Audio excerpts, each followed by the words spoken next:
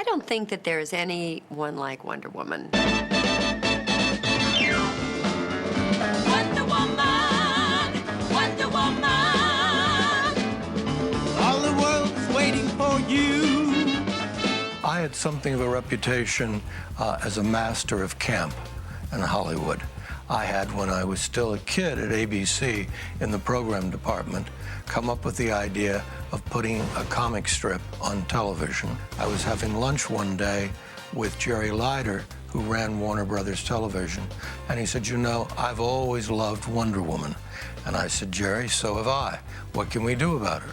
And he said, well, we'd like to develop the show with you and the right people involved and get it on the air. ABC is interested. Are you interested? I leapt at it.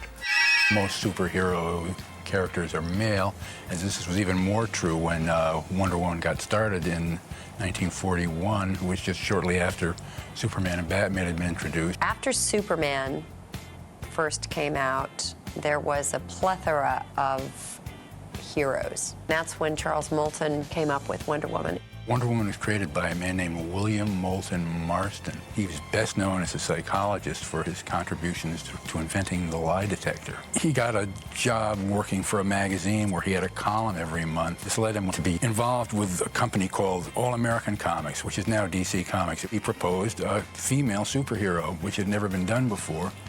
And in doing it, he put in a lot of his ideas from other areas. He was interested in ancient culture, and he used Greek and also Roman mythology sort of mixed together. He based his character on the myth of the Amazon. According to him, they were all living on a magical island somewhere far away. And Wonder Woman was an Amazon who was sent to aid America during World War II. Here's a character where they have a chance to do it in sort of our modern day, but they decided, let's make it very true to the roots of the comic book, where this is a story that took this character from essentially a fantasy land lost to time and pulled that character into our real world when we were in a time of turmoil, which of course is, you know, the time of World War II when Wonder Woman first appeared in 1941. Moulton brought in some of his psychological theories about dominance and submission. There's a great deal of people being tied up in the stories. Wonder Woman had a magic lasso which she could use to compel people to tell the truth, and this was obviously a reference to the lie detector that he'd invented years earlier. Now tell me about Peter Knight. I have nothing. He is working for us. Everyone wanted the Wonder Woman, the ideal Wonder Woman, to have a certain resemblance, obviously, to the cartoon character. That we needed a large woman, a statuesque woman, a buxom woman, and an angelic face. And beyond all that, we needed someone that could play it, could act and sustain a television movie and a series, hopefully, that would run for a long time. I had been going on a lot of interviews for any part that was out there, along with all of the 70s stars from Kate Jackson and Jacqueline Smith and Lindsay Wagner. We all ended up on this Farrah Fawcett, all in the same couple of little itty-bitty parts that were out there for women at the time. There was this search on for Wonder Woman, and I had done a screen test for Lawrence Gordon, on another movie that was never made. Douglas Kramer saw that film. When I walked in, I didn't have to do those horrible cold readings. We were just going to go ahead and test you. Oh my God! You know, so that was pretty thrilling. And immediately went on a diet. And, you know, you're worrying about your waistline and your hips and everything else. And I went and bought everything I could buy on Wonder Woman that was out there and discussed it with some actor friends and how I wanted to pursue it, how I wanted to play it. And I did the screen test with Lyle Wagner. It seemed like it was years before I got the call, but it was probably only a couple of weeks, and I was cast. The problem is when you're creating myth, everyone has their own vision of that myth. So to sit with a director, with myself as a producer, with Warner Brothers executives, and then the network executives, and come close to everyone's feeling about Wonder Woman was a very difficult task. Whoever we found seemed to have part of the whole equation. they looked good in clothes or they were a wonderful actress. But usually if they looked good in clothes, they couldn't act.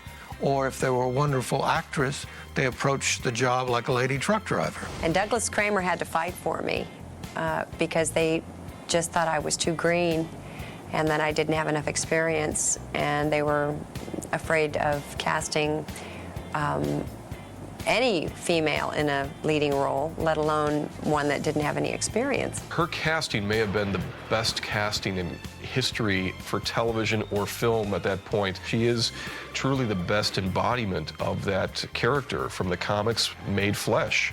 There was nothing off about her. She was perfectly that face.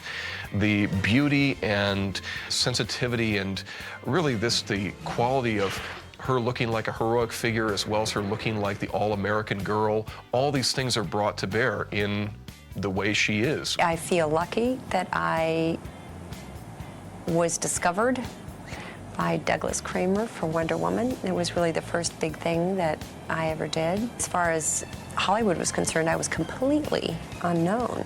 The universe sort of conspired to let me live my dream. Our Diana is strictly business, but maybe, just maybe, one of these days she'll get tired of missing all the fun. And when that happens, I'd love to be around. You will be, Major.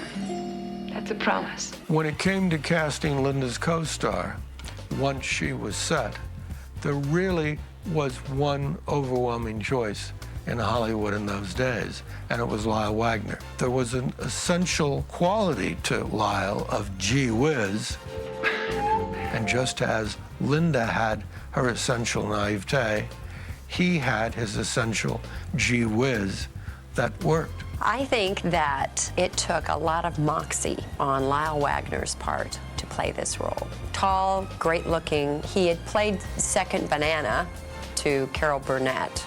He had been doing that and was fine with it, and was able to poke fun at himself. Nothing to worry about, Wonder Woman. We handled this all on our own, for a change. And I was so busy, to tell you the truth, playing two roles. I didn't have a lot of time to share with Lyle. If there's a regret that I do have, it's that I didn't know him better than I did. Wonder Woman was that outfit to begin with, and it had to be perfect. I can't tell you how many times we looked at it, looked at fabrics, looked at different cuts, how they looked on Linda, how they moved and operated, but we were there every day getting it right. Being Wonder Woman, she was dressed in this red, white, and blue costume. We're so familiar with it now, we almost don't see that that's what it is. It's the American flag, and that she was wrapped in the American flag literally to be a patriotic force during World War II, and this was part of the appeal of the character. The only thing I was a little bit taken aback by, this is pre-Madonna, you have to understand, were the sort of bullet breasts, you know. Wonder Woman did it before Madonna did it, and that sort of threw me a little bit. And when Don Feld redid the costume after the first season, they weren't quite as pronounced. It felt like a second skin. I really didn't feel too self-conscious. Oddly, I mean, now that, you know, you mention it, I should have. But, you know, don't forget, this was the ban the bra time. This was sexual freedom time. This was bikinis and midriffs, and that was the timing. And I really wasn't thinking about being sexy either. Here's this woman, a very gorgeous woman, running around half naked, essentially, wearing pretty much a swimming outfit, and somehow she comes across as not being ultra-sexual. And in fact, she is this symbol to young women, or women of any age, as not being defiled by that exposure. Essentially, the character was taken as what the character's meant to be, as an object of energy and motion, not as of corrupted sexuality or something that is just, you know, for the boys. It was an image that I never worked for in terms of the character. She never thought she was all that.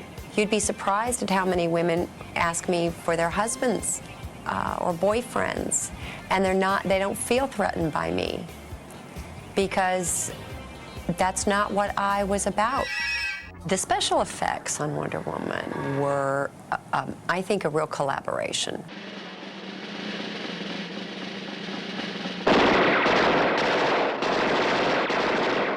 Leonard Horn, who was the first director, was going to be establishing the bracelets, the changeover into Wonder Woman, and there were a lot of conversations about that, and many of them not with me.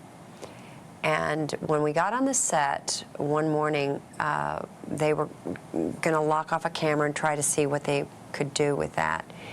And I said to the director, well, you know, I could spin, I took a lot of dancing, and so I'll just do like a pirouette, with your arms out to the side. He said, show me, and I did it, and he said, that's it. There were hours spent figuring out how to do the spin. When we finally worked out the stop camera action, the lab work that had to be done to make it all seamless, cameras that had to be tied down, the uniform outfit moving, the clothes going on and off. It was very expensive and very time-consuming. And while it worked wonderfully as a slow-motion striptease in its way, which was pretty daring in the 70s on television, it was so costly and so time-consuming that we weren't able to do it on the weekly basis. Someone came up with the cheaper concept, which may in the long run have been more effective with the flash of light and almost this heavenly being created before your eyes.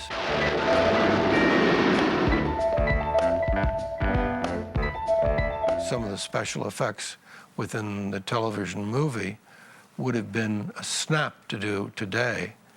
Then there were endless hours spent and a lot of money spent creating and making real an invisible plane. They had the stupidest music playing over that invisible plane. It was sort of like some jazz thing or so. I just never liked that plane. What I did think was cool was the tiara or headband as a boomerang. I sort of turned away and we cut, and then when I turned back, it was off, and I threw it. But I could never really get it to come back. I've tried. I said, do they really work? And I don't think it was aerodynamically right or something. Had too much glitter on it, or maybe it was that star in the middle.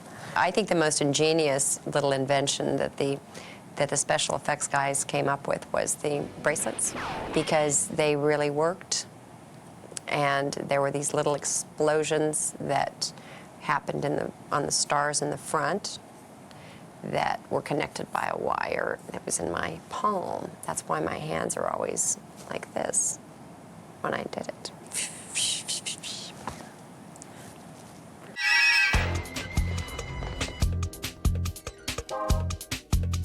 As far as the stunts go, I tried to do as many as they would let me do.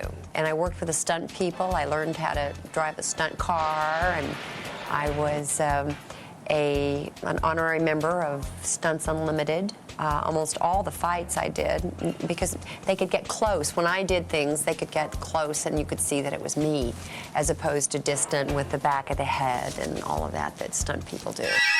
Come on, you two. You want to hear about the exploits of Wonder Woman, don't you? I certainly don't. Why not? You might grow up to be just like her someday. Who knows? When I first read the show for Wonder Girl, to be honest with you, I think I was a little insecure. Oh my God, they want to have Wonder Girl too? Actors, what are you going to do? Anyway, there were a lot of screen tests done, and I did a lot of those screen tests with those girls. And Deborah was far and above the best one. What do American women wear to these Hollywood parties? Steve told me to wear something slinky. Slinky? What's slinky? It was always odd to know that, as I knew early on, that the woman who was appearing in all these other movies, who would become herself quite a famous actress, Deborah Winger, was Wonder Girl. It was a lot of fun to play the older sister. I never had a younger sister myself, so it was kind of cool to have her in the cast. Well, you were quite sure of yourself. Absolutely. If there's one thing Ashley Norman knows about, it's a woman's mind and money. We tried in the pilot of Wonder Woman to show the level of guest stars that we hope to have by making an outrageous deal with Cloris Leachman. I named this island Paradise for an excellent reason. There are no men on it.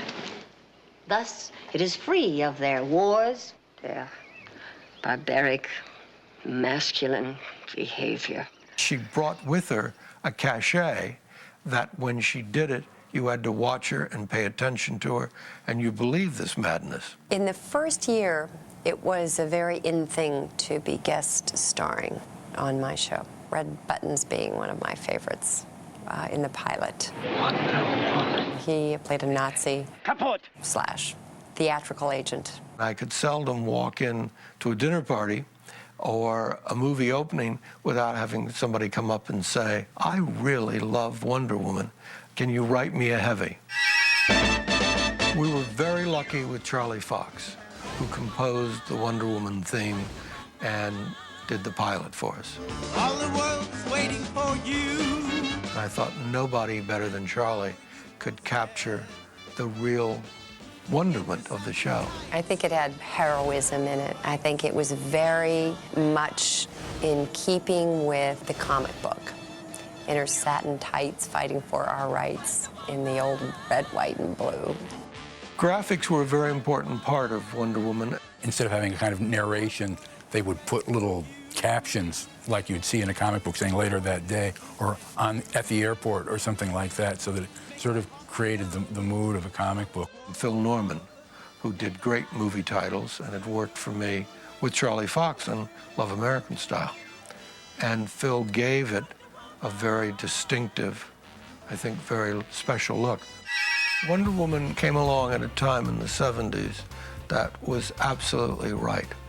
It was a time where the women's movement was hitting its stride, where feminism and that all that it was conveyed and was about was being listened to, was being studied, and was slowly, quietly exploding across the country. It's all great to look at all this, you know, trailblazer, pioneer, all that stuff. But the reality is, I would have done it for free. You know, it was such a great opportunity for me. I was just going along, you know, riding the top of the wave and thrilled that anything else came from it. And I think it's really, since Wonder Woman went off the air, that the appreciation for what that was has grown and continues to grow to this day. For Linda to come along and do what she did in her way as Wonder Woman was record-breaking. It was a mind blower for a lot of people. I think it really started when we got the first 13 from ABC. It's when I started to get all that attention. And, you know, beware of what you wish for, because it was like being in a wind tunnel. It was really hold on to your hat time. I wonder how she always knows when we need her the most. Well, it could be feminine intuition. Definitely did not think I would become an icon. I mean, it's kind of bizarre, actually, to think that Wonder Woman could be an icon, yes, but that I could be an icon, no. Out of the big cities, we would get letters from women, from young girls, saying, I never thought I could have a life like that. And I've thought about going into the service or writing to the FBI or thinking that there are all these jobs out there and all those things that I could do with my life that I never thought were possible. I mean, to me, that was one of the most exciting things about the show. The only thing Wonder Woman didn't have, and maybe they'll answer this in a movie, is she didn't have love in her life. She didn't have children. I would hope that story would be told. And that's such a huge part of womanhood. And that's something we all have over Wonder Woman, is that. Linda Carter has a near equal importance to the legend of Wonder Woman, a character that is 60 years old, as the creators. She personified it for the modern generation in a way that it'll never be forgotten. She embodied a superhero, unlike where there's multiple people that have played Superman and Batman over the years. There's really only one Wonder Woman to anybody's eyes. I have to say Wonder Woman really shaped my life, and I really like her. I like Wonder Woman. I'd like to be Wonder Woman. You know, I got to play her, but I kind of like her as much as everybody else does, and I think she's an inspiration. And it was a blast. Wonder Woman, Wonder Woman. All the world's waiting for you and the power you possess.